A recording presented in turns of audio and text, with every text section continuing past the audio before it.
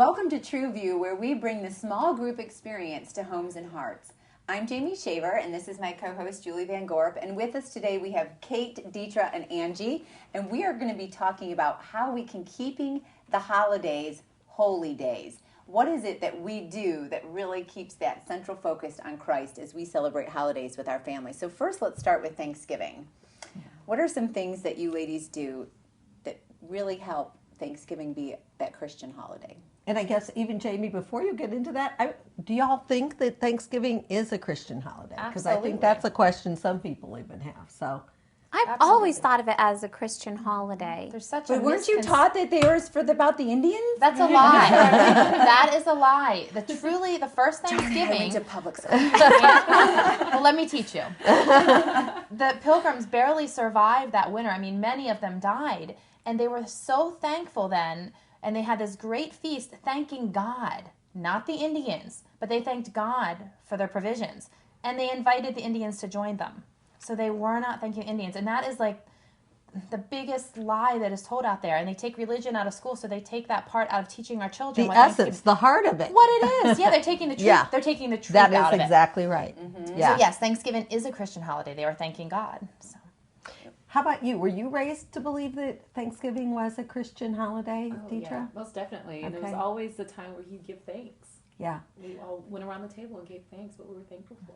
Well, and I think the thing is, people may still be giving thanks. The question is, to whom are they giving the thanks? Right. And that's really the essence. So we wanted to get that cleared up because we recognized, and we've heard from some people who even thought, to express Thanksgiving isn't even Christian. Why would you even include that? So we thought that's an important thing. It's just kind of down to football games and going shopping and. Don't even get me started on that. Well, the Pilgrims themselves are mad. so godly. I mean, they loved the Lord. That's why they came to our country to begin with. I mean, and even to know, in fact, that's something we would recommend that you do, is just do a word search, get some books about what the Puritans and the Pilgrims and really what they were all about, and it'll just really be an eye-opener, especially if, frankly, you've been probably born in the last 30 or 40 years where this hasn't been taught in our school system. And now we just shop on Thanksgiving. That's right. And it's getting earlier and earlier, Jamie. I personally don't do that, but it makes me so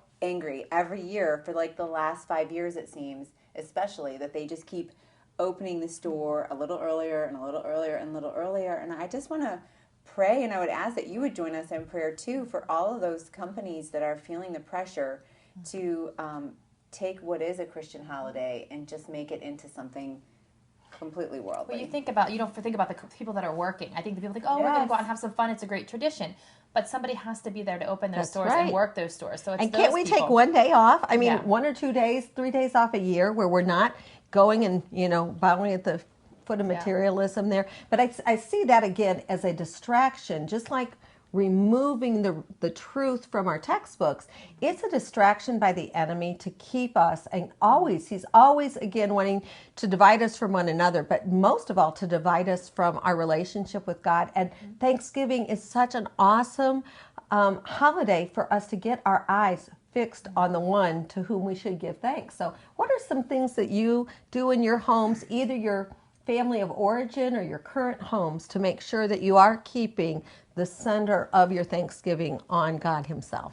Well, first of all, we make sure we don't call it Turkey Day. Yeah. Which is something that I notice it kind of sneaks up on you if you're not really paying attention. Oh, that's kind of cute, Turkey Day. But that's not what it is. It's not Turkey Day. Words have meanings. Words have meanings, right? And let your kids know that. And I have to say that I was one of those Black Friday shoppers for a few years. And then I felt convicted about it. Because now I'm taking this holiday where I'm supposed to be thankful to God, and I'm making it about me and what am I going to get at the stores. Now, with that said, I would never judge anybody who's going out shopping on Black Friday. That was just something personally between me and God that I felt that I needed to stop doing because I was leaving my family. My husband actually took a day off from work, and he was home with the kids, and I was out with friends instead of spending that precious time with family. I'm sure.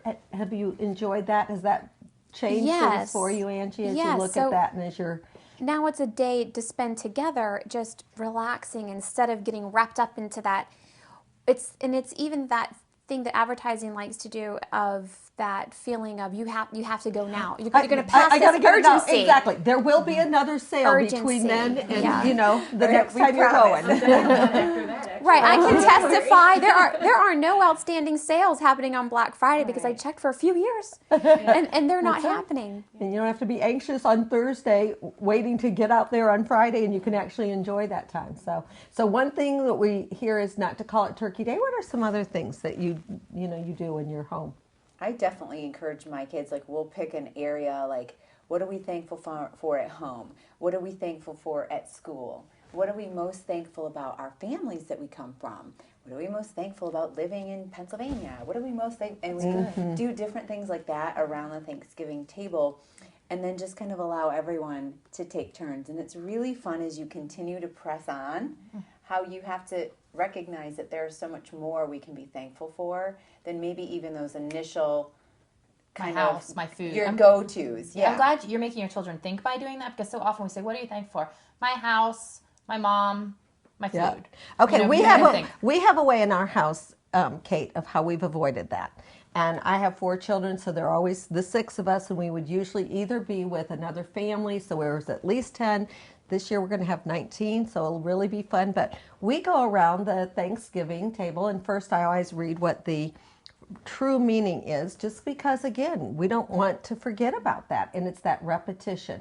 But we always have, starting from the youngest person till the oldest person, they go consecutively, where they name 3 things for which they're thankful, and the next person has to come up with 3 different things. So it gets harder and more challenging, the older you are. But if we can't come up with 3 things that haven't already been said, there's a real problem with us. Yeah. And just kind of what you were saying, I'm thankful I don't have that problem. But I will tell you, some of our most, it'll just make me cry, but some of our most moving family times have been around that Thanksgiving table, is to see. And again, we're edifying and affirming, because obviously usually you're thanking for God, but you're thanking for one another, or memories that were made, or things that you just haven't even thought to articulate. And when you're asked that, you're kind of reviewing, and we do it in the particular, like for the last year, but you're just being mindful. And where God says over and over and over in Scripture, remember. Why? Because He knows we're so prone to forget, that it causes us to be cognizant of those things and say, all right, I want you to be thankful for it. Julie, when we were talking about doing this show, even, you came across something I'd love for you to read on Thanksgiving. Well, I think, again, and where Kate had talked about that a lot of people don't recognize, it was the Pilgrims, and that was in the 1621 was when their first festival, and it was a 3-day festival. But a lot of people don't recognize then George Washington, who, we all look at not only as the first president, but in many ways the founding father of all the founding fathers.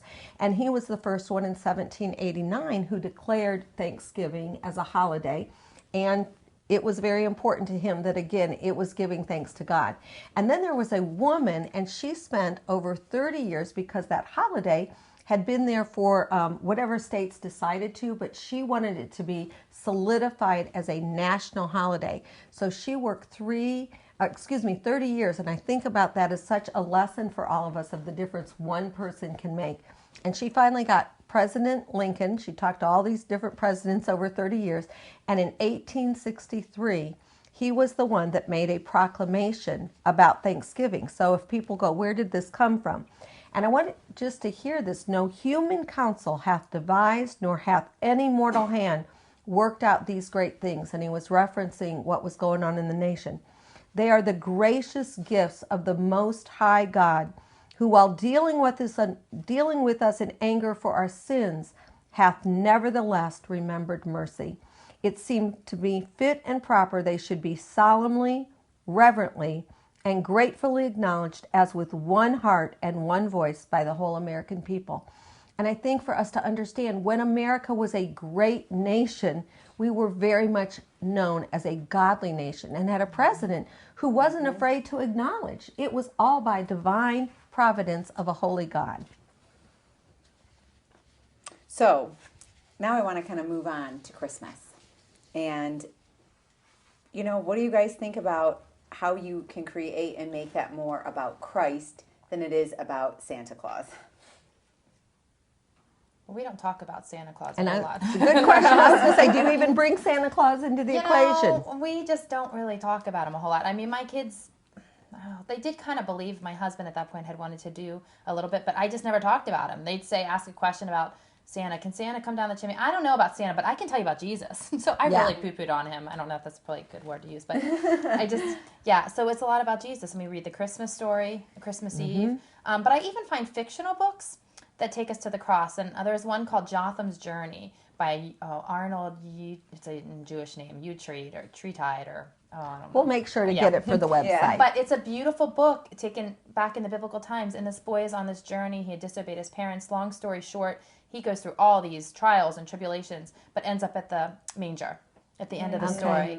And it's a beautiful story, but it focuses the kids back on that time and back on Jesus' birth. And and have you always done that, Kate, for your kids? And what are the age ranges of your children? 14 to 3. It's not really for a 3-year-old. It's more for the elementary, middle school years. But there's a trilogy. There's 3 of them. And there's even an Easter one. And I can't remember the name of that one as well right now. But beautiful books. So again, it just keeps that focus, on the true meaning of Christmas. And serving.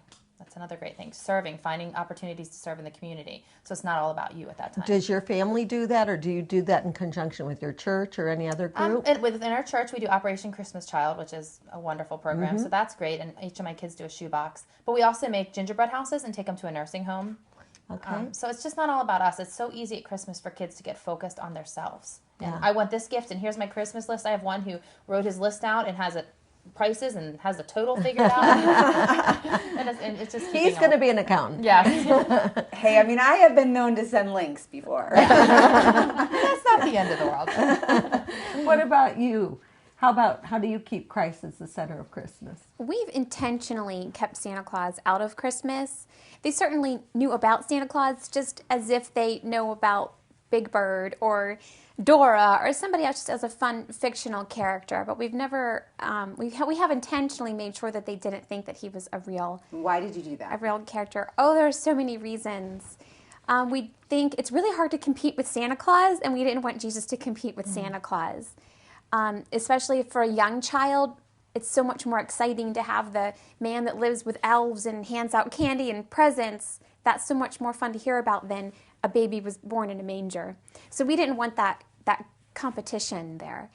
And I mean, you could get really deep into the Santa Claus reasons, but for our family, that's what we decided to do. I had not been raised believing in Santa Claus, and my Christmases were always wonderful. So I didn't have that fear. I hear a lot of people, parents discuss a fear of, but I don't want to ruin that for them. I don't want to ruin their holidays. They thought, well, I never believed in Santa Claus, and Christmas was fantastic. It was my favorite holiday. So I didn't have that fear. It's actually a big letdown when you find out he's not real, because I did believe in him as a kid, and I was so disappointed. So it is And again, that's something, each family is going to have to decide on their own. That's something you would ever hear my husband preach from the pulpit, that you should not be teaching your family about Santa Claus. That has to come from an individual perspective. But I do think it's important to realize, and I think about how just the enemy wants to come in and rob and steal and kill.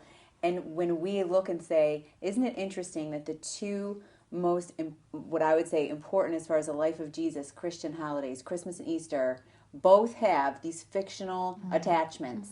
And how, I just wonder, how simple is it then for a child who realizes that the Easter Bunny and Santa Claus aren't real, how much easier it is to also, do they lump Jesus into that whole not real thing?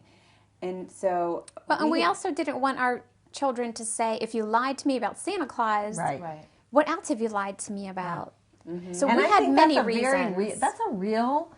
people might, poo-poo that idea, Angie, but I do think that, again, the subliminal message, if they find out their parents were lying about that, and then they are asking them about other things, and especially when the two are really linked together in association, it's a natural progression. Do you ever run into that, Deetra? Are you aware of anything along that lines? Yeah, I grew up believing in Santa Claus, and my parents, they would, we would come down the stairs and the presents were there because Santa. And after I had my children, I did that too. I did have to admit, there was Santa Claus, and my father told me, he said, well, that's before we got saved. We should have told you. I was like, well, see, now look what you're doing. But I mean, I do agree with everyone. I think it's important to keep Jesus. Well, I know that my son just came to me, and he's our youngest, so he was the last to know, because we did do the Santa thing, and he came to me and said, Mom, is Santa Claus really real? And I knew my husband was just not going to want it to end that soon. He has fun, letting the Santa thing go in the house. And I said, well, what do you think? What do you think about that? And he said, well, I've been thinking about it, and it just seems weird. I don't believe that he could make all those toys and deliver. And I said, do you really want to know the truth? And he's like, yes. Mom's always going to tell you the truth. Yes, you're right. He's not real. And he's like, I knew it. But it was definitely, I feel like, I wish I had known sooner what I realize now. Because again, when we started all those traditions, I wasn't saved either. And it wasn't a big deal. But looking now and going, I definitely never want my kids to ever think of me as a liar, or that I would intentionally do it just because it's so cute when they believe. Yeah, I told my kids the same thing. The first time they asked, I don't care if they're 3 or 4, I say, Yes. Is Santa real? No. Like, you ask me, I tell you. And actually, when my one son found out doing a Bible study, we were doing a Bible study, one of the questions was, have you ever believed in something to find out it was not real? My one son goes, Santa Claus. And my other son goes, oh. Maybe it's not. Yeah. And that was, I was like, yeah, like, yep, that's true. No, I just don't want to string them along. The danger of that is then your child is the whistleblower. They love to go around and tell everybody, oh, you believe in Santa Claus? Well, they're not even real. So then I had to really prep my kids. Like, if you tell that kid that Santa Claus is not real, you let their mother tell them that. I mean, just And don't lie. you just say, when they come to you, go and ask say- your mommy. That's right. If That's somebody what they- says to you, is Santa Claus real? You just say, go ask your mommy, because they just felt like they had the power, the knowledge, that power of knowledge there. You sound like such a great mom, Angie. I think I want to go back and live in your house. She is a great mom. Yeah. You're all great moms. That's why we invited you on the show. And I think, though, when we look at it, there again, we're not here to say whether you should or whether you shouldn't. Absolutely. I think what we're saying is you need to examine and say, are we following the traditions of man, or are what we are doing with our celebration of the holidays really what God's called us to do? And as we look at that, what are some ways that you do? You mentioned the books. What are some other ways, and you might have some as well, Kate, but that you keep Christ at the center? What are some other things that you do? I give we've started the tradition of giving our children just 3 gifts, as Christ has received 3 gifts. And we make sure that they understand why we're doing that. 2 years ago, we also gave them the option of giving away one of their 3 gifts. So at first it was not too openly received. It's like, what? I only get 3? You want me to give one away? But we got out the World Vision catalog and we started looking at it together as a family. We made it their choice. We didn't want it to make it a time of resentful giving. Right. So we made it their choice, and by the time they were done looking at it, my oldest was saying, I want to give away all 3 of my gifts. Oh. She wanted to buy, because if have you ever looked at the catalog, you can buy duck and geese and sheep, and then she's like, I'm going to buy 2 sheep, I'm going to buy 2 ducks, but we didn't let her do that, because I felt at that age, at 10, if she woke up Christmas morning and she didn't have anything to open, that would be a bad moment, and I wanted it to be a good experience for her. Right. I want to take back that duck and meet that Barbie doll.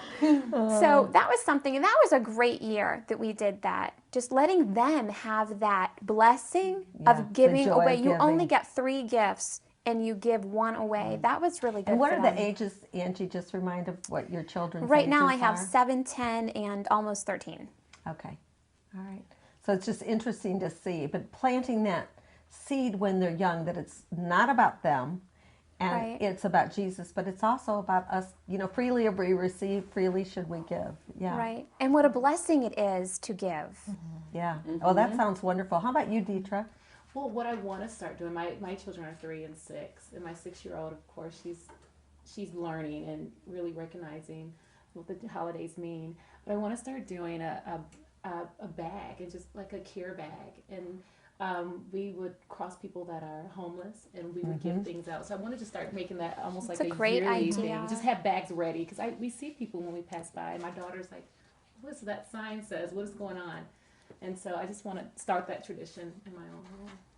I One like of that. the greatest memories in our family, and I know I'm speaking for all of them because we've talked about it, is that there have been a couple different Christmases, and we did it on Christmas Eve. We went to church. I think, obviously, to me, going to church is, is so critical to keep Christ in the center of Christmas there, and not just staying home to be looking at what you're doing as far as getting the meal preparation and making it all about that. But what we would do is go down to the bridges I'm from the Atlanta area, and we would go after Christmas Eve service, and we went and we would feed the people and give them hot chocolate and pray with them. I mean, just pray with them. And that was What a gift prayer is. Oh, it was just so exciting I can still see it, where we're huddled around this, trash can that had things burning for them to keep warm because it was still very cold. And for all of us to understand. But we've worked with packing food for homeless shelters. We've adopted families before. Samaritan's Purse obviously is another great way for us to really be I enjoy just keeping getting that Bible focus out and reading the Christmas story Yes. straight out of God's Word, and creating a tradition around that can be such a beautiful thing. Right. Before we open presents, we do that. Yeah.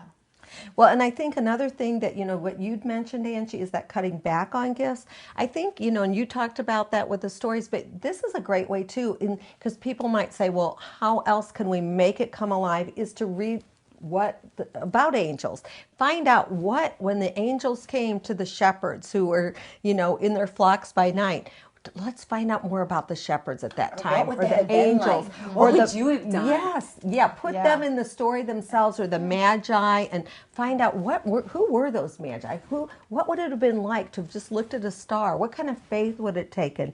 And doing a Christmas play can also be an important thing. We do that at our church. I was going to mention that one. Mm-hmm. Yeah, and godly you can do it Christmas play. Yeah, and with your size family or mine, Kate, you could even sometimes do it where it's you and a couple families. If your church doesn't do it, where you just come, anything to make it more real to the kids, I think, and keep the focus off of the materialism that's there.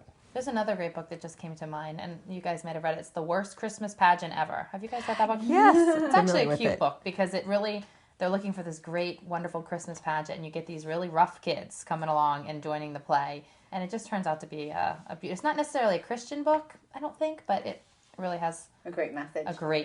Yes. Well, and one other thing that Christmas caroling can be such a great thing, and that again is somewhat of a lost and dying, thing. Do you mean actually going door to door? We still have gone door to door, but we also go to nursing homes.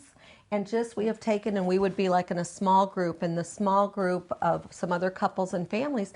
And as a group, we would go to the nursing homes and do the Christmas caroling, and again, and we were singing Christian Christmas songs so that we were keeping the real emphasis, again, on what it's all about. Our church has done that, taking the children over to the nursing home. That's awesome. The residents just love it. That's right. And a lot of times, again, a lot of children don't necessarily have their family members, extended ones, living, and it's a way to reach out to other people there. Right, and I have to say, my kids were a little frightened because there's different smells there, and there's different noises of the machines, and the people they look different than what they're used to seeing people who are up and around. They're not used to seeing, so they were afraid, but it was good to let them know this is an important part of our community and our society, and we're told by God to take care of these people.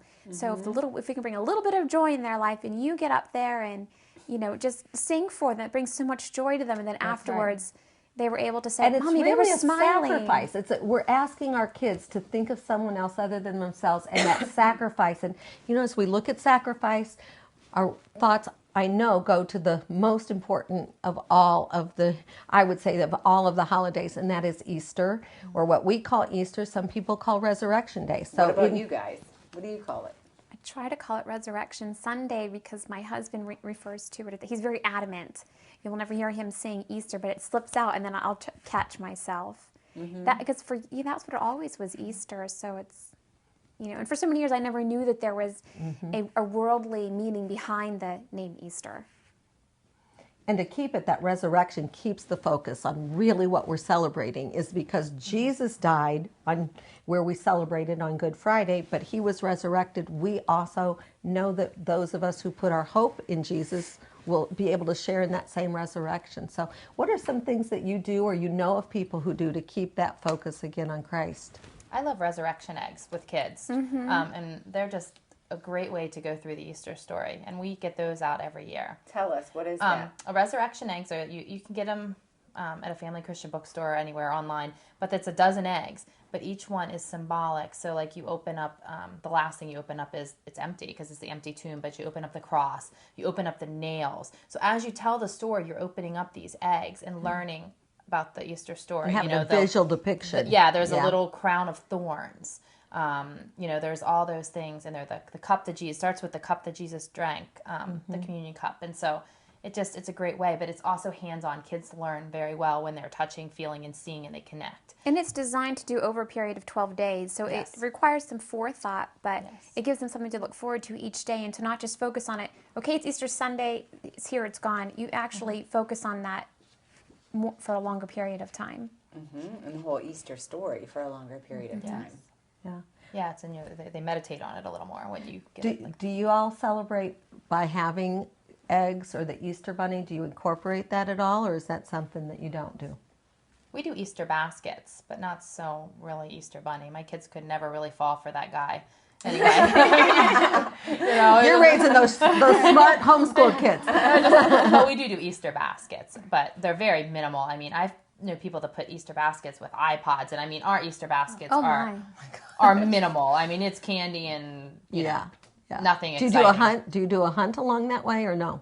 We have done Easter egg hunts, but but it's more really Easter. We just really focus on Jesus. Do you feel that, and is that what you do as well?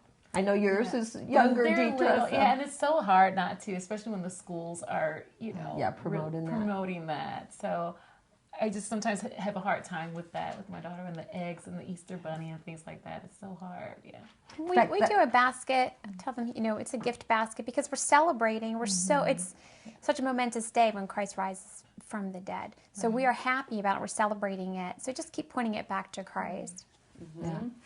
And I think that's where, that whole element, like you were saying before, Angie, related to Christmas, is your kids live in this world where not everybody else is going to celebrate the way that you choose. And so that you're not putting judgment on people who might be celebrating more the way that the world is. But you're doing it in a way that brings glory to God. And I think that's where it becomes important again that we each ask God, how would you like us to celebrate and to recognize you may have been doing something all of your life, maybe from your family of origin, and it's always been, but if the Holy Spirit is saying there's another way we could do it or incorporate this into it, this is what we need to do, because our focus always has to be on honoring God above honoring our children or making them happy, or in even pleasing the other family members and relatives. Thank you for joining us on True View, where we challenge and equip women to live authentic Christian lives. We encourage you to check in with us on our Facebook page as well as our website. I'm Jamie. And I'm Julie. And together we're committed to truth.